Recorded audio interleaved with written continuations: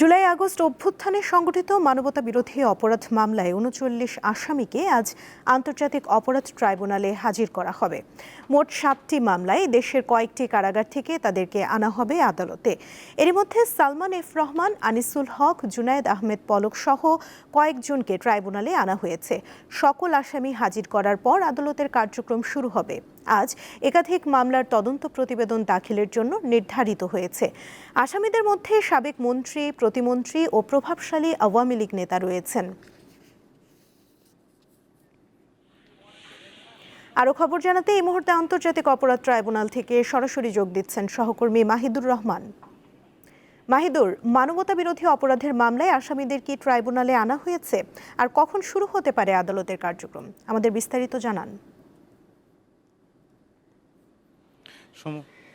সুমনা, এই মুহূর্তে আমি আন্তর্জাতিক অপরাধ ট্রাইব্যুনাল 1-এ অবস্থান করছি। আপনারা দেখতে পাচ্ছেন যে একে একে এই পর্যন্ত কিন্তু 15 জন আসামিকে ট্রাইব্যুনালে উপস্থিত করা হয়েছে। আপনারা দেখতে পাচ্ছেন যে 4টি ভিন্ন ভিন্ন প্রিজন ভ্যান থেকে বাংলাদেশের বিভিন্ন কারাগার থেকে কিন্তু তাদেরকে এখানে আনা হচ্ছে। এখনও একটি প্রিজন ভ্যান থেকে কিন্তু আসামিদেরকে নামানো হচ্ছে। আমি একটু আপনাকে জানিয়ে রাখি যে জুলাই অভ্যুত্থানে ঘটে যাওয়া যে মানবতা বিরোধী অপরাধ ছাড়াও কিন্তু গত 14 বছরে বাংলাদেশে যত ধরনের গুম, হত্যা, গণহত্যা সংঘটিত হয়েছে তার সম্পূর্ণ যে মামলাগুলি, সেই মামলাগুলির জন্যই কিন্তু আজকে আওয়ামী লীগের বিভিন্ন প্রভাবশালী মন্ত্রী, এমপি এবং উপমন্ত্রীদের সহ 40 জনকে আসামি করে আজকে কিন্তু ট্রাইব্যুনালে হাজির করা হচ্ছে। তবে এই পর্যন্ত 15 জনকে উপস্থিত করা হয়েছে।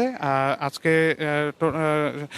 এই যে প্রতিবেদন, এই প্রতিবেদনে 40 জনের নাম থাকলেও 39 জনকে কিন্তু হাজির করা হবে। এর মধ্যে একজন আসামি পলাতক রয়েছেন। তার মধ্যে আমরা দেখতে পেয়েছি যে জুনায়েদ আহমেদ পলক সহ সালমান এফ রহমান,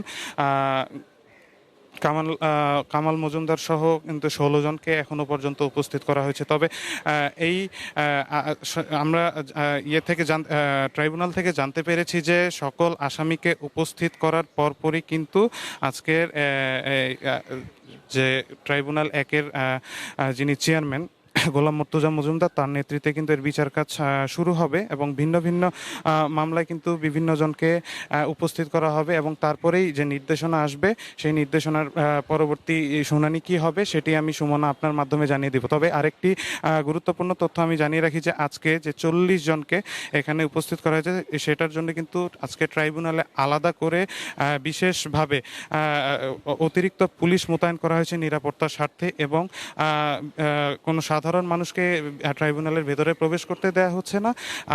শুধুমাত্র তারা জানিয়েছে যে আজকে যে 40 জনকে উপস্থিত করা হবে তারা আওয়ামী লীগের হেভিওয়েট প্রার্থী হওয়ার কারণেই কিন্তু আজকে তাদেরকে ট্রাইব্যুনালে উপস্থিত করা হয়েছে।